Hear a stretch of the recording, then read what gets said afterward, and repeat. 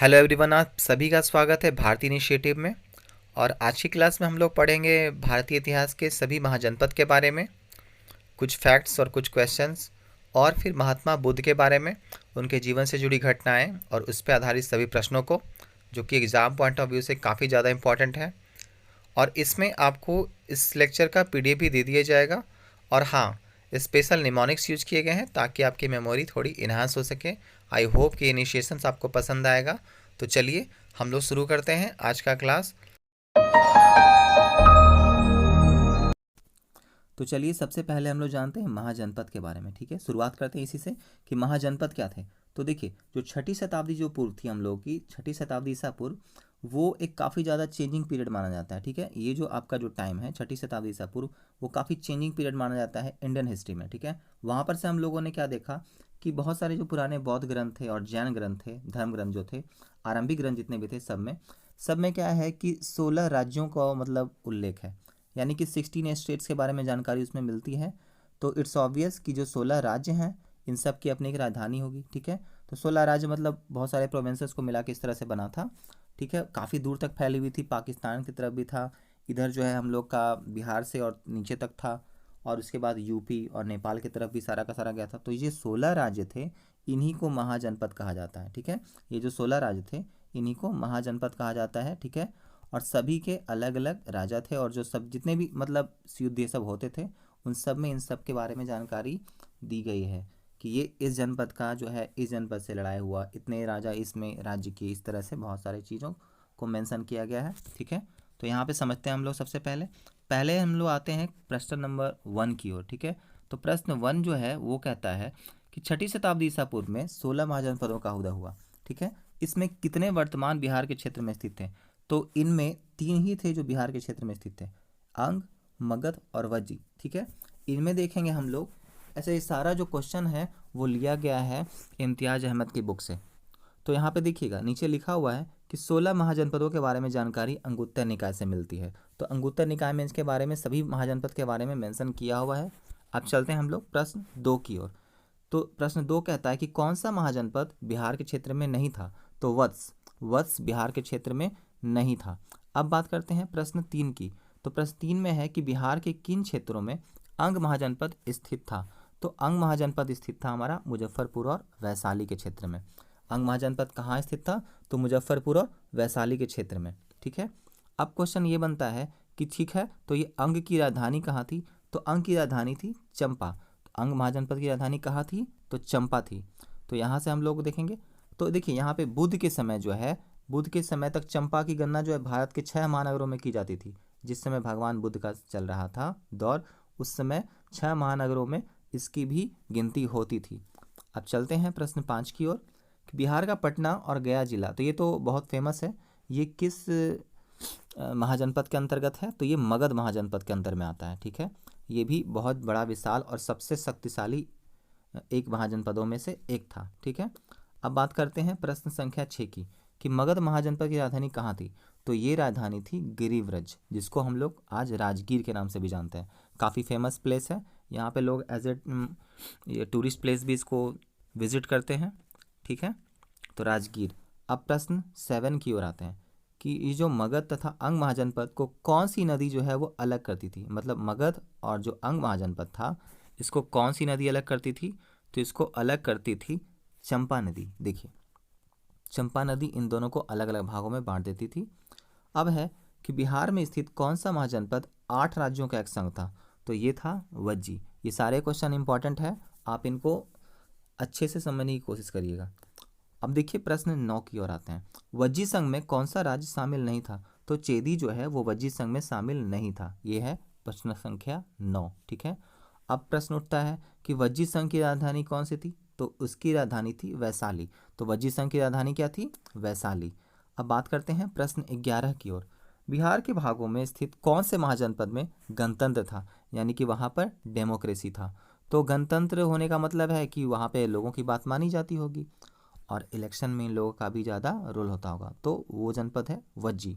ठीक है, तो महाजनपद का नाम क्या है? वज्जी। जहाँ क्या था? वहाँ गणतंत्र का बोलबाला था। अब चलते हैं प्रश्न संख्या 12 की ओर। तो प्रश्न संख्या 12 में देखते हैं कि ईसा पूर्व छठी सदी में विश्व की प्रथम गणतंत्रात्मक व्यवस्था कहाँ थी? तो यह व्यवस्था थी वैशाली में। गणतंत्रात्मक व्यवस्था कहाँ थी? वैशाली में। ठीक है, अब है प्रश्न 13। तो प्रश्न 13 को हम लोग देते हैं कि महाजनपद युग में पावापुरी किसकी राजधानी थी? तो यह थी मल्ल राज्य की। महाजनपद युग में पावापुरी किसकी राजधानी थी? तो यह राजधानी थी मल्ल राज्य की। ठीक है, अब बात करते हैं प्रश्न संख्या 14 की ओर कि किस वंश की स्थापना से मगध को एक नवीन युग का आविर्भाव हुआ? मतलब इस वंश के आने के बाद मगध का जो पूरा का पूरा सिस्टम था वो थोड़ा सा चेंज हो गया, तो वो वंश है नंद वंश। ठीक है, आपने सुना होगा घनानंद के बारे में, है ना? तो इसी के बारे में हम लोग देखते हैं कि किस वंश की स्थापना से मगध में एक नवीन युग का आविर्भाव हुआ? तो ये हुआ नंद वंश की स्थापना से। अब ये देखिएगा, इंपॉर्टेंट है, क्वेश्चन को कई बार एग्जाम में आ चुका है। क्वेश्चन नंबर 15, अंग बिहार के किस क्षेत्र को कहते हैं? जिस तरह से मगध था तो उसमें पटना, गया ये सब थे, तो उसी तरह से अंग जो है बिहार के किस क्षेत्र को कहते हैं? तो अंग बोलते हैं हम लोग भागलपुर के आसपास के क्षेत्र को। अंग कहाँ पर के क्षेत्र को कहा जाता है? तो भागलपुर के आसपास के क्षेत्र को। याद रखिएगा कि ये भी बिहार में ही है। प्रश्न संख्या 1 में हम लोगों ने पढ़ा था कि 3 जो है वो बिहार में पड़ते हैं, महाजनपद पढ़ते थे, अब तो मॉडर्न हो गया सब कुछ। अब यहाँ से हम लोग एक बार सारे जितने भी महाजनपद हैं और उनकी राजधानी है उनका लिस्ट देखेंगे। यहाँ से देखिए, तो अब हम लोग एक एक करके बात करते हैं सभी महाजनपदों की। ठीक है, तो सबसे पहले हम लोग ये जान लेते हैं कि मत्स्य जो पहला महाजनपद है उसकी राजधानी कहाँ थी? तो ये थी विराटनगर। मत्स्य की राजधानी कहाँ थी? तो विराटनगर। उसके बाद है काशी, तो काशी महाजनपद की राजधानी कहाँ थी? तो काशी महाजनपद की राजधानी थी वाराणसी।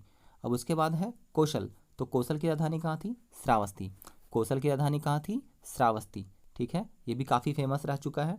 अंग महाजनपद, अंग भी महाजनपद जो है काफ़ी ज़्यादा प्रसिद्ध था, उसकी राजधानी कहाँ रही? तो उसकी राजधानी रही चंपा। ठीक है, अब है चेदी, तो चेदी महाजनपद की राजधानी कहाँ थी? तो ये थी शक्तिमती। चेदी महाजनपद की राजधानी कहाँ थी? तो शक्तिमती। इसके बाद बात करते हैं वत्स की, तो वत्स की राजधानी कहाँ रही? कौशाम्बी। वत्स की राजधानी कौशाम्बी। देखिए यहाँ पर कौशाम्बी और ये कौशल, इसमें आपको कंफ्यूज नहीं होना है। ठीक है, याद रखिएगा कि कौशल जो है वो महाजनपद है, कौशाम्बी क्या है? राजधानी है। इसके बाद है कुरु, तो कुरु की राजधानी कहाँ रही है? इंद्रप्रस्थ। कुरु की राजधानी कहाँ रह चुकी है? तो इंद्रप्रस्थ। इसके बाद है पांचाल, तो पांचाल नाम थोड़ा सा ये टफ है, इसको देखिएगा। तो पांचाल महाजनपद की राजधानी रह चुकी है अहिछत्र या फिर काम्पिल्य। ठीक है, देखिएगा ध्यान से। इसके बाद बात करते हैं मगध, जो कि महाजनपद में सबसे शक्तिशाली माना जाता था और बहुत सारे इंपॉर्टेंट यहाँ पर जो थे रूलर्स भी रह चुके थे, किंग। तो मगध की राजधानी कहाँ थी? तो राजगीर। इसका प्राचीन नाम गिरिव्रज भी था। ठीक है, तो आप उसमें गिरिव्रज लिखा रहे या राजगीर लिखा रहे, दोनों सेम ही है। इसके बाद बात करते हैं सूरसेन की, तो सूरसेन महाजनपद की राजधानी कहाँ रही? तो मथुरा। सूरसेन महाजनपद की राजधानी कहाँ थी? तो यह थी मथुरा। इसके बाद चलते हैं अवंती, तो अवंती की राजधानी है उज्जैन।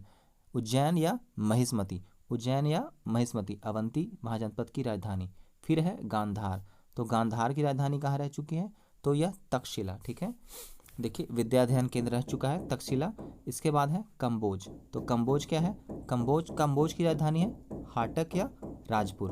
कंबोज की राजधानी हाटक, राजपुर। इसके बाद बात करते हैं हम लोग वज्जी की, तो वज्जी की राजधानी कहाँ है? तो वज्जी की है वैशाली। इसके बाद है मल, तो मल जो है महाजनपद उसकी राजधानी कुशीनगर, पावा। फिर बात करते हैं हम लोग आखिरी महाजनपद की जो है अश्मक, तो अश्मक की राजधानी कहाँ रह चुकी? तो पैठान, प्रतिष्ठान, पोतन और पोटली। तो इस तरह से आपने देखा कि सभी 16 महाजनपदों एवं उनकी राजधानियों की लिस्ट थी। आप इसको पीडीएफ से डाउनलोड कर सकते हैं और ये पीडीएफ आपके लिए काफ़ी हेल्पफुल होगा। अब बात करते हैं हम लोग महात्मा बुद्ध की, तो महात्मा बुद्ध को ही बौद्ध धर्म का संस्थापक माना जाता है। आप सबको पता है कि महात्मा बुद्ध ने ही बौद्ध धर्म की शुरुआत की थी। तो पहले इनके बारे में हम लोग कुछ बेसिक जानकारी यहाँ से देख लेते हैं एज ए बायोडेटा। ठीक है, फिर उससे संबंधित जितने प्रश्न होंगे उसको हम लोग देखेंगे। चलिए तो शुरू करते हैं। सबसे पहले हम लोग शुरू करते हैं कि महात्मा बुद्ध की माता का नाम क्या था। तो महात्मा बुद्ध की माता का नाम था महामाया। महात्मा बुद्ध की माता का नाम क्या था? महामाया नाम था। और पिता का नाम क्या था? शुद्धोधन। तो महात्मा बुद्ध की माता का नाम महामाया और पिता का शुद्धोधन नाम था। फिर बात करते हैं कि उनके बचपन का नाम क्या था। तो उनके बचपन का नाम था सिद्धार्थ। उनके बचपन का नाम क्या था? सिद्धार्थ। और उनकी पत्नी का नाम था यशोधरा। देखिए यशोधरा उनकी पत्नी का नाम था। कभी कभी स्टूडेंट्स एक ऐसी गलती करते हैं जो यशोधरा और यशोदा में कंफ्यूज हो जाते हैं। स्टूडेंट यशोदा और यशोधरा में कंफ्यूज हो जाते हैं। तो आपको याद रखना है कि ये जो यशोदा जो हैं ये महावीर स्वामी की पत्नी है, ठीक है, यानी कि जो जैन धर्म के संस्थापक थे उनकी पत्नी है, ठीक है। याद रखना है आपको यहाँ पे कि यशोदा जो है वो उनकी पत्नी का नाम है, जबकि यशोधरा महात्मा बुद्ध की पत्नी का नाम है, ठीक है। तो चलते हैं आगे, जन्म काल की बात करते हैं। तो जन्म काल की जब बात करते हैं तो महात्मा बुद्ध का जन्म जो है वो हुआ था 563 ईसा पूर्व। कब हुआ था? 563 ईसा पूर्व। और उनके पुत्र का क्या नाम था? तो राहुल, उनके पुत्र का नाम था राहुल, ठीक है। जन्म स्थान पे आते हैं हम लोग। अब जन्म स्थान की बात करते हैं तो जलदेव नेपाल की तराई में स्थित कपिलवस्तु की लुम्बिनी ग्राम में महात्मा बुद्ध का जन्म हुआ था, ठीक है। जिसके राजा कौन थे? शुद्धोधन। जिसके राजा कौन थे? शुद्धोधन। तो वहाँ पर उनका राज्य था। अब बात करते हैं पालन पोषण की। तो देखिए पालन पोषण जो है महात्मा बुद्ध का पालन पोषण उनकी मौसी गौतमी ने किया था, ठीक है। उनका पालन पोषण कैसे हुआ था? उनकी मौसी गौतमी के द्वारा हुआ था। अब बात करते हैं उनके धार्मिक जीवन की शुरुआत की। चलिए, तो ज्ञान प्राप्ति की इच्छा में भगवान बुद्ध ने गृह त्याग कब किया था? तो वह किया था 29 वर्ष की आयु में, ठीक है। उन्होंने 29 वर्ष की आयु में घर छोड़ दिया था, ठीक है। एक रात्रि को वो अपनी पत्नी और अपने बच्चे को छोड़कर अपने गृह को त्याग दिए थे, ठीक है। और याद रखिएगा कि इस पूरी प्रक्रिया को महाभिनिष्क्रमण के नाम से जाना जाता है। अक्सर एग्जाम्स में ये क्वेश्चन पूछा जाता है कि महाभिनिष्क्रमण से आप क्या समझते हैं, ठीक है। इसका आशय पूछा जाता है, ऑब्जेक्टिव्स बनाकर इसको पूछा जाता है। तो महाभिनिष्क्रमण आपके दिमाग में ये स्ट्राइक होना चाहिए कि 29 वर्ष की आयु में उन्होंने गृह त्याग किया था। इस पूरी प्रक्रिया को महाभिनिष्क्रमण कहा जाता है। अब बात करते हैं ज्ञान प्राप्ति की। अच्छा, इससे पहले एक फैक्ट देखते हैं कि महात्मा बुद्ध ने जब गृह त्याग किया था तो महात्मा बुद्ध ने गृह त्याग करने के बाद सबसे पहले जिस इंसान के पास गए थे वो थे आलार कलाम। कौन थे? आलार कलाम थे, ठीक है। इन्हें ही इनका धार्मिक गुरु माना जाता है। तो सबसे पहले गृह त्याग करने के बाद किसके पास गए थे? तो आलार कलाम के पास गए थे, ठीक है। चलिए, अब बात करते हैं ज्ञान प्राप्ति की उम्र की। तो ज्ञान प्राप्ति की जो उम्र है महात्मा बुद्ध की वो 35 वर्ष की आयु में। महात्मा बुद्ध ने कितने वर्ष की आयु में ज्ञान प्राप्त किया? तो 35 वर्ष की आयु में। और कहाँ किया था? तो यह किया था गया के निकट निरंजना नदी किनारे। कहाँ किया था? गया के निकट निरंजना नदी के किनारे किया था, ठीक है। अब बात करते हैं कि ये कहाँ पे? तो पीपल के वृक्ष के नीचे। और ये हुआ था 49वें दिन, मतलब 48 दिनों के बाद 49वें दिन इनको ज्ञान प्राप्त हुआ था। यहाँ एक और इम्पॉर्टेंट फैक्ट को समझते हैं कि ये निर्वाण जो है, इस प्रक्रिया को निर्वाण कहा जाता है। यानी कि गृह त्याग की प्रक्रिया को महाभिनिष्क्रमण कहा जाता है और ज्ञान प्राप्ति की जो प्रक्रिया है, ज्ञान प्राप्ति की जो प्रक्रिया है, ठीक है, इसमें देखिएगा निर्वाण कहा जाता है, ठीक है। तो यानी कि ज्ञान प्राप्ति की प्रक्रिया को निर्वाण के नाम से जानते हैं। अब बात करते हैं मृत्यु की।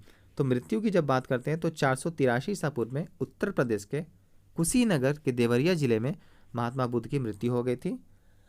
और इस समय की घटना को महापरिनिर्वाण के नाम से भी जाना जाता है, ठीक। अब बात करते हैं महात्मा बुद्ध के द्वारा दिखाए गए दुख निवारक अष्टांगिक मार्ग की, ठीक है। देखिए, दुख निवारक अष्टांगिक मार्ग, तो इससे पहले हम लोग को कुछ जानना जरूरी है, ठीक है, कि अष्टांगिक मार्ग क्या थे। देखिए, महात्मा बुद्ध की जो धर्म था, बौद्ध धर्म जो था, उनका एक मूल आधार था, ठीक है ना। वो जो मूल आधार था वो 4 आर्य सत्य थे।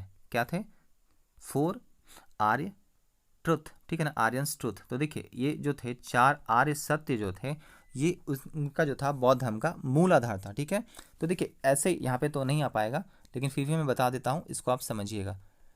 ये 4 आर्य सत्य जो थे अष्टांगिक मार्ग से पहले, वो थे दुख समुदाय, दुख निरोध तथा दुख निरोध गामिनी प्रतिपदा, ठीक है ना। तो देखिए, जो दुख निरोगिनी, जो आपकी जो दुख निरोध गामिनी प्रतिपदा थी, उसी को हम लोग दुख निवारक मार्ग भी बोलते थे।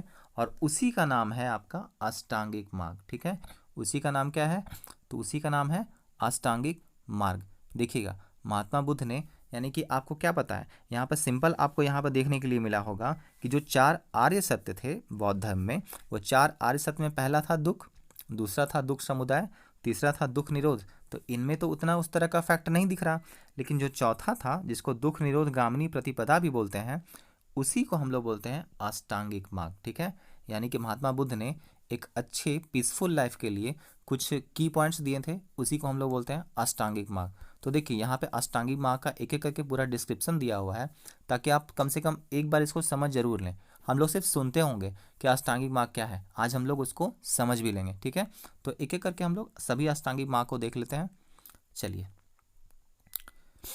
अष्टांगिक मार्ग में देखिए सबसे पहला था सम्यक दृष्टि। ये अक्सर आप लोगों ने देखा होगा, प्रश्न में आता है सम्यक दृष्टि। तो सम्यक दृष्टि का मतलब है जो 4 आर्य सत्य थे उसमें विश्वास रखना। अभी मैंने आपको 4 आर्य सत्य बताया था, दुख निवारण करके, ठीक है।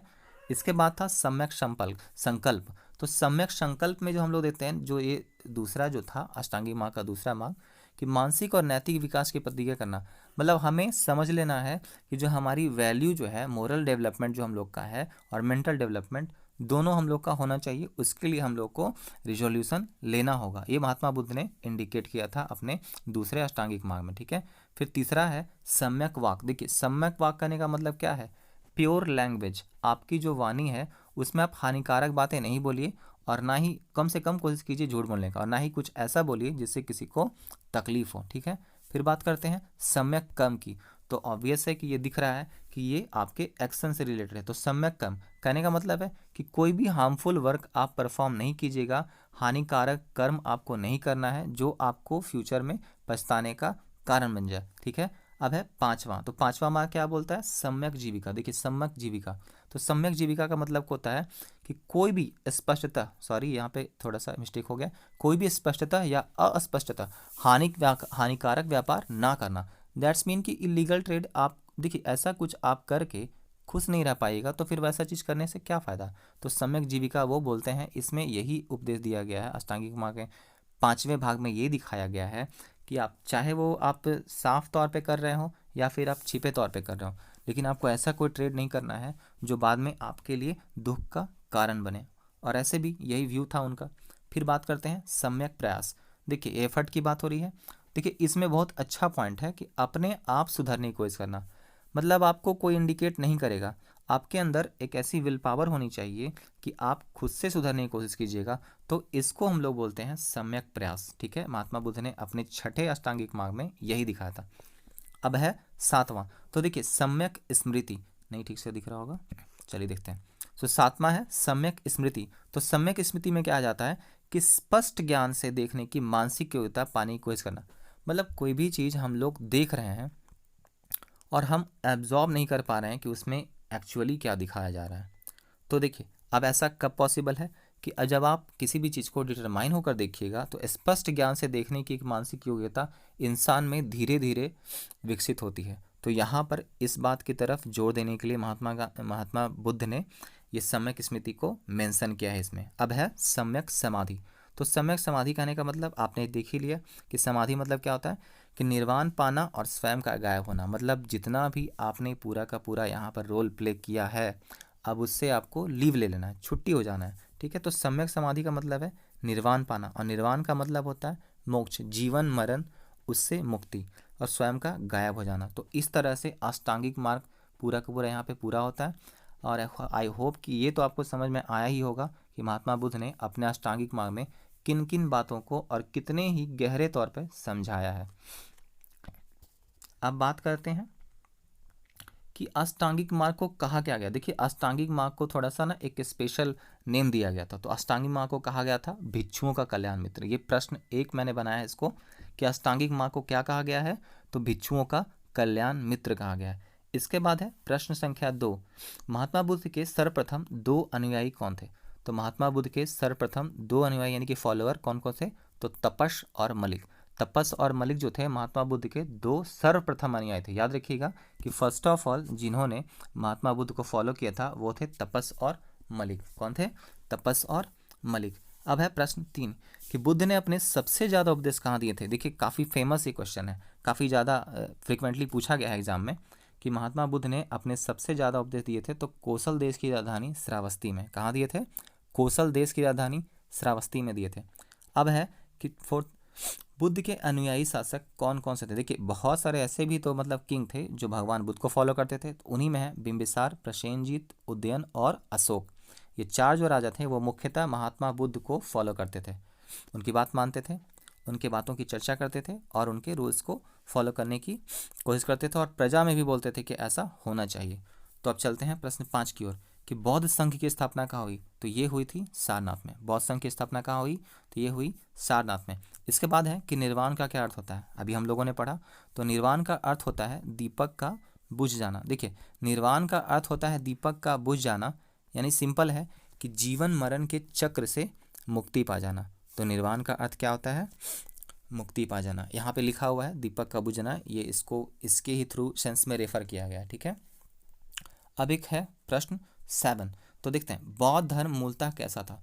तो बौद्ध धर्म मूलतः जो है वो अनिश्वरवादी है। देखिए, ये अनिश्वरवादी कहने का मतलब है कि इन्हें भगवान के जो है एग्जिस्टेंस पे विश्वास नहीं है, मतलब उनको भगवान का अस्तित्व जो है उसमें ईश्वर के स्थान पर वो क्या किए हैं कि जो हम लोग की जो मानव प्रतिष्ठा है ना, उस पर ही ज़्यादा बल दिया है।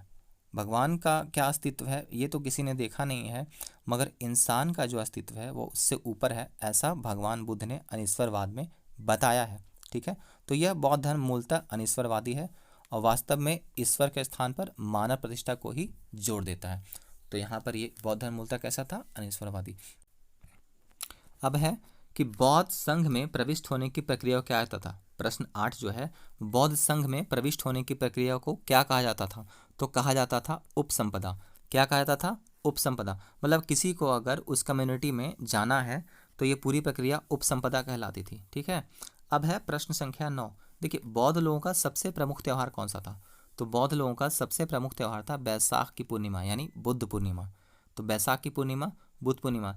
देखिए, इसके पीछे एक इंटरेस्टिंग फैक्ट भी है, ये हम लोगों को जानना चाहिए, ठीक है। देखिए, पहले इसको समझते हैं। बेसिकली थोड़ा सा इजी है कि बौद्धों के लिए देखिए कोई भी जो मंथ होता था, बौद्ध के जितने भी मतलब एक मंथ जो है उसमें 4 डेज इन लोगों का काफ़ी इंपॉर्टेंट होता था, ठीक है। 4 डेज इंपॉर्टेंट होता था। देखिए, ध्यान से इसको समझना है, ठीक है, कि बौद्धों के लिए 4 डेज इंपॉर्टेंट होता था। 4 दिन, महीने के 4 दिन इन लोगों के लिए इंपॉर्टेंट थे। तो एक क्या था, तो अमावस्या, और दूसरा क्या था, तो पूर्णिमा। ये 2 दिन तो ऐसे हो गए, ठीक है ना। और 2 चतुर्थी दिवस, 2 चतुर्थी दिवस होता है ना, जैसे एक 15 दिन का ये शुक्ल पक्ष और 15 दिन का कृष्ण पक्ष होता है, तो उसमें 2 दिन जो थे चतुर्थी दिवस, वो उन लोग उतने 4 दिनों में वो लोग फास्ट रखते थे, ठीक है ना। ये इंपॉर्टेंट है, ये थोड़ी सी जानकारी हम लोग को होनी चाहिए थी, ठीक है। अब प्रश्न संख्या 10 को हम लोग देखते हैं। अष्ट महास्थान के नाम से किन जगहों को जाना जाता है। तो अष्ट महास्थान के नाम से जाना जाता है लुम्बिनी, गया, सारनाथ, कुशीनगर, श्रावस्ती, संकाश, राजगिरी और वैशाली को। जिस तरह से अष्ट महास्थान है उस तरह से अष्टांगिक मार्ग भी, याद रखिएगा, ठीक है। अब चलते हैं हम लोग प्रश्न संख्या 11 की ओर। देखिए, बौद्ध धर्म के 2 प्रमुख संप्रदाय कौन कौन से थे। तो बौद्ध धर्म के 2 प्रमुख संप्रदाय थे हीनयान और महायान, ठीक है। हीनयान और महायान। देखिए, हीनयान और महायान में सबसे पहले एक चीज़ आप ध्यान रखिएगा यहाँ पे कि हीनयान संप्रदाय के जो लोग थे वो बहुत जगह फैले हुए थे, भारत के अलावा बहुत जगह फैले हुए थे, ठीक है। जैसे मैं आपको बताते हैं कि श्रीलंका, ठीक है, श्रीलंका में फैले हुए थे। श्रीलंका के अलावा वो म्यांमार में भी फैले हुए थे, फिर उसके बाद जावा भी फैले हुए थे, ठीक है। तो इस तरह से बहुत सारे जगहों पे जो थे हीनयान के लोग, सिर्फ हीनयान की बात हो रही है कि लोग वहाँ पे फैले हुए थे। 2 बौद्ध संप्रदाय के जो 2 प्रमुख अंग थे उसमें हीनयान और महायान, उसमें हीनयान के लोग वहाँ फैले हुए थे, ठीक है। और महायान जो थे उनके जो लोग थे वो तिब्बत, चाइना, कोरिया, मंगोलिया और जापान, ठीक है, समझ रहे हैं। तो यहाँ पर अब बात को आगे बढ़ाते हैं, ठीक है। देखिए, अब है प्रश्न संख्या 12 कि बौद्ध धर्म के मूल सिद्धांत किन स्रोत में निहित हैं। तो यह देखिए, इसको त्रिपिटक भी बोला जाता है, ठीक है। ये त्रिपिटक के नाम से भी काफ़ी फेमस है, एग्जाम में अक्सर पूछा भी गया है। तो ये जो बौद्ध धर्म के मूल सिद्धांत हैं वो सुत्त पिटक, विनय पिटक और अभिधम पिटक, इन त्रिपिटकों में जो है सम्मिलित है, ठीक है। सन्निहित करने का मतलब कि उसमें ये सब कुछ वर्णित है, मूल सिद्धांत जो बौद्ध धर्म के हैं वो सब के सब, ठीक है। अब है प्रश्न संख्या 13, बुद्ध ने अपने उपदेश सबसे ज़्यादा किस भाषा में दिए हैं। तो यह दिए हैं पाली भाषा में। ये मूल रूप से क्या है, मागधी है। पाली भाषा मूल रूप से क्या है, मागधी है, मतलब मगध में बोली जाने वाली भाषा है, ठीक है। अब बात करते हैं कि प्रश्न 14 की कि बुद्ध ने अपने धर्म का प्रचार केंद्र किस स्थान को बनाया। तो यह बनाया था मगध को। देखिए, काफ़ी फेमस था उस समय, ठीक है, इसलिए मगध को उन्होंने अपना प्रचार केंद्र बनाया धर्म के लिए। चलिए बात करते हैं अब प्रश्न संख्या 15 की कि बुद्ध के प्रधान शिष्य कौन से थे। देखिए, तो बुद्ध के प्रधान शिष्य थे उपाली और आनंद। बुद्ध के 2 प्रधान शिष्य थे, उपाली और आनंद। अब है बुद्ध गृह त्याग के बाद सबसे पहले कहाँ गए थे? ये प्रश्न मैं आपको बताया था मैंने कि आलार कलाम के आश्रम में गए थे, जो उनके धार्मिक गुरु माने जाते हैं। बुद्ध ने गृह त्याग किया था तो सबसे पहले किनके पास गए थे? आलार कलाम के पास, वो जो उनके धार्मिक गुरु माने गए। अब है प्रश्न संख्या 17। देखिए प्रश्न संख्या 17 में हम लोग देखते हैं कि गौतम बुद्ध को कहाँ कौंडिन्य और 5 ब्राह्मण मिले थे? तो कौंडिन्य और 5 ब्राह्मण भगवान बुद्ध को मिले थे बोध गया उरुवेला में। कहाँ मिले थे? बोध गया। तो बोध गया का ही नाम क्या है? उरुवेला। जिस तरह से फल्गु का नाम निरंजन नदी बोला गया। ठीक है, चलिए अब बात करते हैं कि प्रसिद्ध बौद्ध सारिपुत्र का जन्म कहाँ हुआ था? तो प्रसिद्ध बौद्ध सारिपुत्र का जन्म हुआ था नालंदा में। कहाँ हुआ था? नालंदा में। प्रसिद्ध बौद्ध सारिपुत्र का जन्म कहाँ हुआ था? नालंदा में। अब है प्रश्न संख्या 19।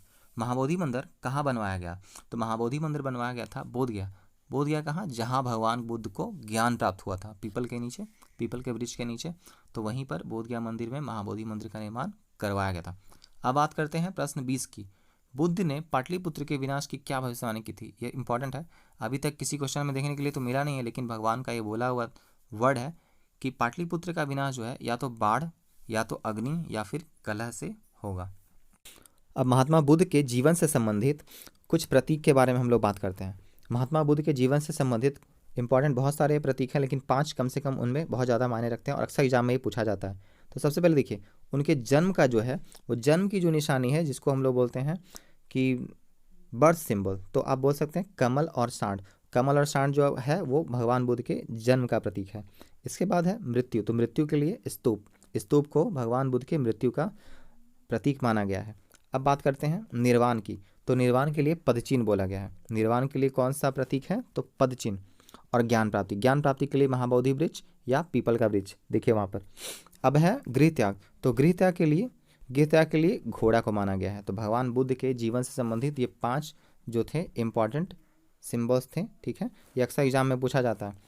इसके बाद है बौद्ध संगीतियाँ, देखिए ये काफ़ी इंपॉर्टेंट है। यहाँ पे थोड़ा सा इसको हम लोग निमोनिक्स से समझेंगे। ठीक है, बौद्ध संगीतियाँ जो है इसको हम लोग थोड़ा सा निमोनिक्स बना कर समझने की कोशिश करेंगे, ताकि ये जल्दी से हम लोग को याद हो जाए, क्योंकि इसका बहुत सारा यूपीएससी में ही ऐसा होता है कि ये पूछा जाता है कि इसमें क्या हुआ था, इसमें क्या हुआ था, इसमें क्या हुआ था, लेकिन जनरली आपसे ये पूछा जाएगा कि ये कब हुआ था, ठीक है, कहाँ हुआ था और किस राजा के शासनकाल में हुआ था। तो हम लोग क्या करते हैं कि सबसे पहले एक छोटा सा यहाँ पर एक बना लेते हैं ट्रिक। देखिए सबसे पहले आपको ऐसे लिखना है रा, वै, पा और क। रा, वै, पा और क। देखिए रा, वै, पा, यानी कि मैंने यहाँ से पूरा आपका काट दिया है रा, वै, पा। ठीक है, अब करते हैं अ, का, अ, क। देखिए अ सबका पहला अक्षर, का, अ, ठीक है, और फिर से क, आकाक। तो इस तरह से देखिए अब आप क्या कीजिए कि इसको इससे, इसको इससे, इसको इससे और इसको इससे मिला लीजिए। ठीक है, सिंपली देखिए कैसे। सबसे पहले की राजधानी देखिए, सबसे पहले राजगिरी है ना, मगध की राजधानी रह चुकी है। देखिए 483 ईसा पूर्व में, देखिए ध्यान से कि 483 ईसा पूर्व में क्या हुआ कि 483 ईसा पूर्व में ये जो है वो बौद्ध संगीति का क्रम दिया हुआ है। ठीक है, प्रथम, द्वितीय, तृतीय और चतुर्थ। ठीक है, तो बौद्ध संगीतियाँ जो सबसे पहले हुई थी 483 ईसा पूर्व में, वो राजगीर में यानी कि राजगिरी में हुई थी। और किसके शासनकाल में? तो अजातशत्रु के शासनकाल में। इसके बाद है जो द्वितीय संगीति हुई थी वो 383 ईसा पूर्व में हुई थी वैशाली में, और ये हुई थी कालाशोक के समय में। फिर बात करते हैं तृतीय बौद्ध संगीति की, तो ये 251 ईसा पूर्व में हुई थी पाटलिपुत्रा में, और इसमें शासनकाल किसका था? तो अशोक का था। काफ़ी इंपॉर्टेंट माना जाता है ये। और फिर प्रथम और दूसरी सदी में जो था, प्रथम से दूसरी सदी में ये कश्मीर में हुआ था आयोजित चौथी बौद्ध संगीति, और इस समय शासनकाल कनिष्क का था। उम्मीद करता हूँ कि ये सीरीज आप लोगों को पसंद आया होगा और इसमें मैंने आपको बेहतर समझाने की कोशिश की है। तो फिर ठीक है, मिलते हैं हम लोग अगले सीरीज में, तब तक के लिए धन्यवाद।